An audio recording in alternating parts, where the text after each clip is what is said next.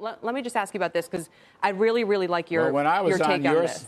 When I was on your side of the street, I looked for the same thing. Right. I understand perfectly well, but I'm just saying again, you know. But Larry, let me ask you about something very real. Are very important and very wise.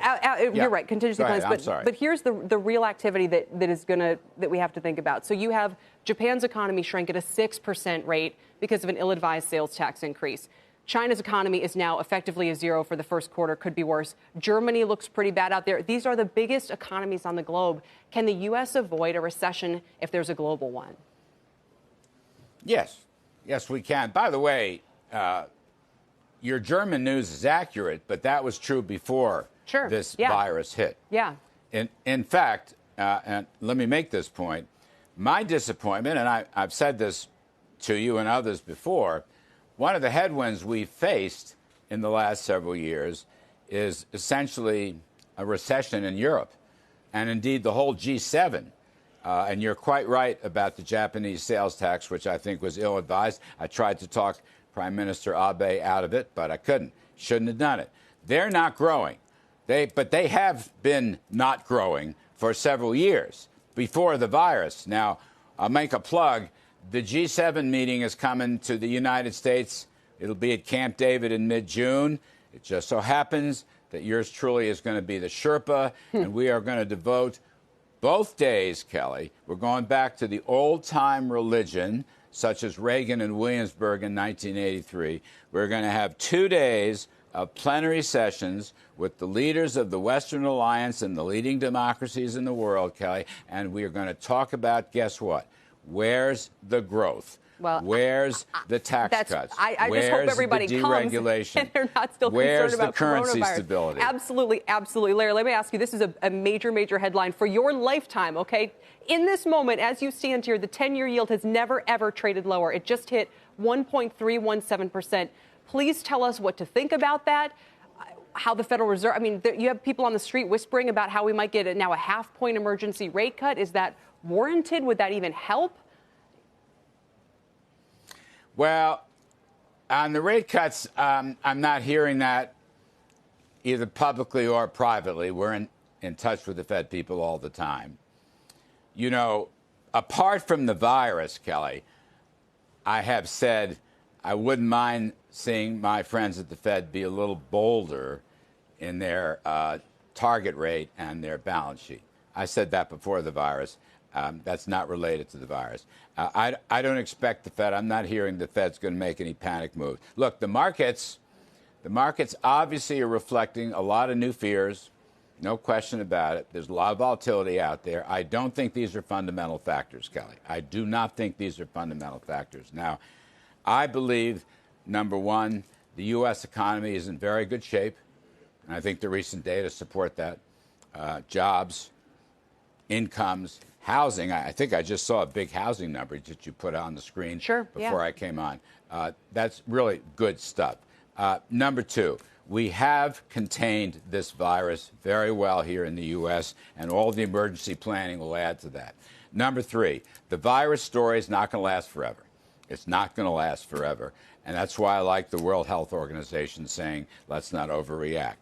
To me, if you're an investor out there and you have a long-term point of view, I would suggest very seriously taking a look at a market, a stock market, that is a lot cheaper than it was a week or two ago. It's cheaper than it was. If you're a long-term investor.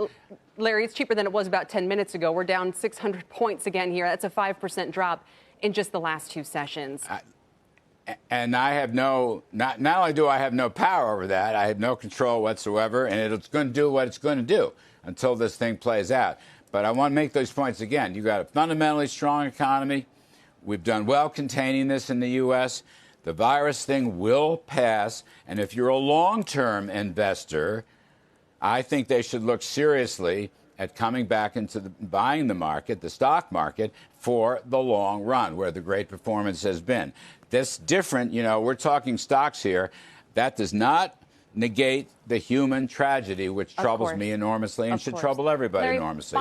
But if we're going to talk financial markets, let's talk financial markets. I say this thing will run its course, is what I'm suggesting. And the U.S. is in excellent shape. And I wish our G7 allies would borrow some of President Trump's supply-side incentive policies on lower taxes and regulations and getting trade barriers down and energy independence. I wish they'd borrow from our playbook, because we've been growing and they haven't. And that's the fundamental longer-run issue here, long after the virus passes. So one final thing on that front, Larry, which is that the borrowing levels in this country are still very, very high.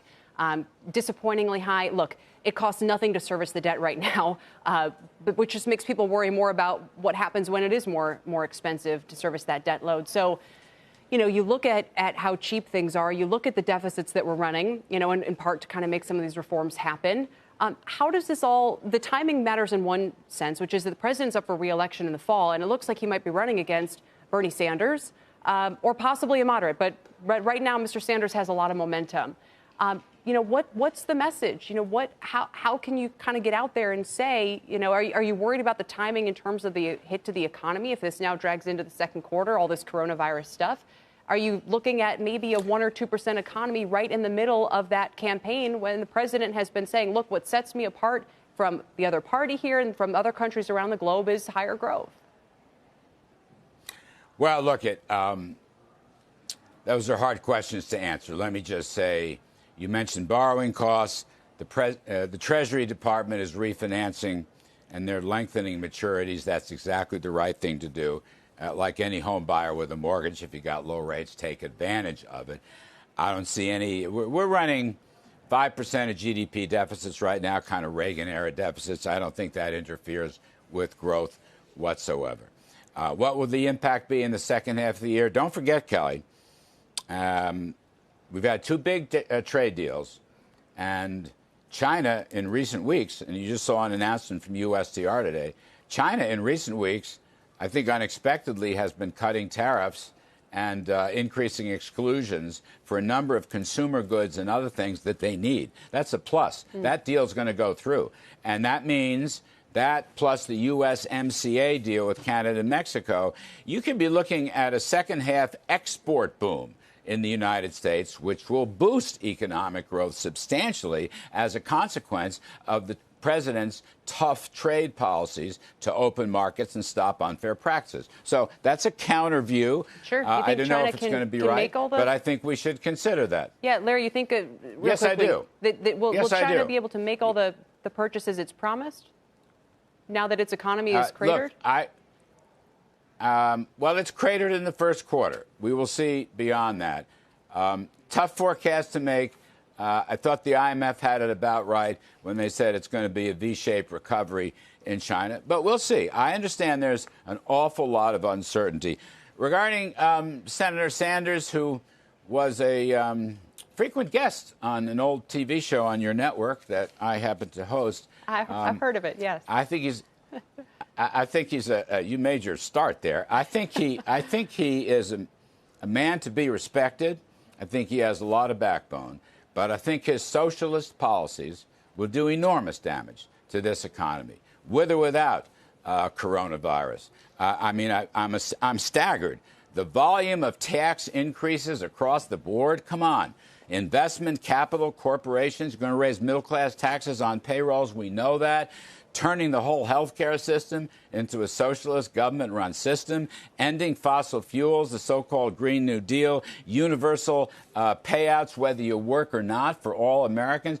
This stuff is so far to the left. It does amount to socialism. I believe, frankly, the American people will reject it. And one reason they're going to reject it is our unemployment rates are rock bottom across the board. You know that. All right. It's the bottom half, the bottom 10% have done. I mean, here, one of these President Trump's policies have done, guess what? Yep. Rapid growth. Hang on, let's make a point. Rapid growth, low unemployment, with less income inequality. Less income inequality. And I think the Democrats are in complete denial about that. All right. And when, as the facts are made, I don't think that Senator Sanders, who I respect, but I don't think he's going to beat President Trump. Frankly, that's just one Indian's view, but there you have it.